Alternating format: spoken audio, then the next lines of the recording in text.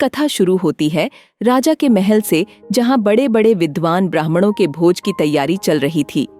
राजा भी स्वयं को बड़भागी समझ प्रसन्न हो रहा था कि उसके महल में आज उच्च कोटि के विद्वान और ब्राह्मण एक साथ भोज के लिए पधार रहे हैं।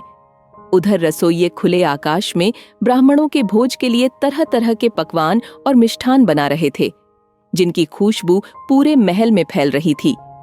जहर का खाने में गिरना अचानक एक चील तेज रफ्तार से आसमान में उड़ती जा रही थी।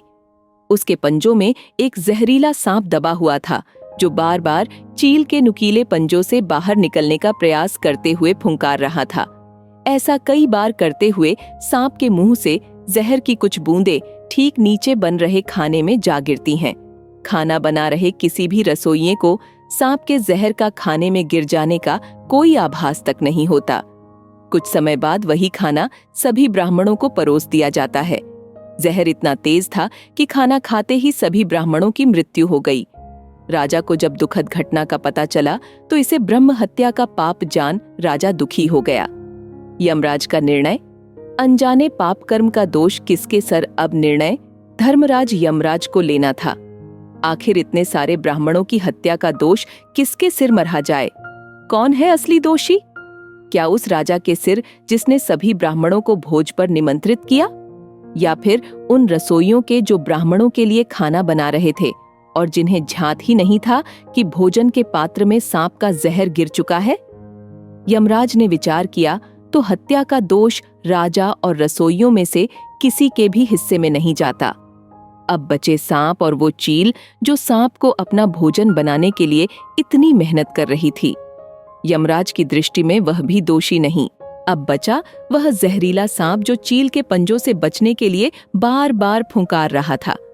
उसी फुंकार के साथ जहर की कुछ बूंदें सांप के मुंह से निकलकर खाने में जा गिरीं और भोज पर आए ब्राह्मणों की मौत हो गई।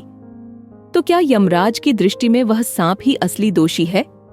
नहीं, यमराज उसे भी दोषी नहीं मानते, क्योंकि सांप का स्वभाव ही फुंकार करना है और फिर अपने प्राणों की रक्षा करना कोई पाप नहीं। यमराज ने इस विषय को कुछ समय के लिए वहीं रोक दिया। तो ब्राह्मणों की हत्या का दोष किसे लगा? थोड़े दिन बीतने लगे और फिर एक दिन कुछ ब्राह्मण देव राजा से भेंट के लिए एक महिला से महल का मार्ग पूछने लगे। महिला ने महल का मार्ग तो बता दिया, लेकिन कहा कि यह राजा ठीक नहीं।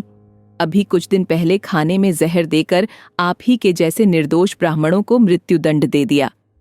महिला के मुंह से ये बात निकलते ही यमराज ने निश्चय कर लिया कि इतने सारे निर्दोष ब्राह्मणों की हत्या का दोष इस महिला के भाग्य में जोड़ दिया जाए। महिला के भाग्य में ही क्यों? इस पूरे वृत्तांत से महिला का तो कोई लेना देना तक नहीं था। फिर महिला को ब्रह्म हत्या का दोष क्यों लगा? यह प्रश्न यमदूतों ने यमराज से किया।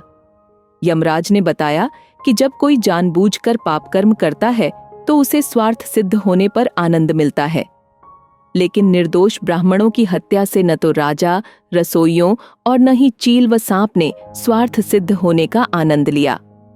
ऐसे में इस अनजाने पाप का पूरा दोष उस महिला को जाता है जिसने जानबूझकर मन में ईर्ष्या का भाव रखते हुए इस पाप कर्म की निंदा की। इस तरह की घटना की बुराई करने में उस महिला को जरूर आनंद मिला।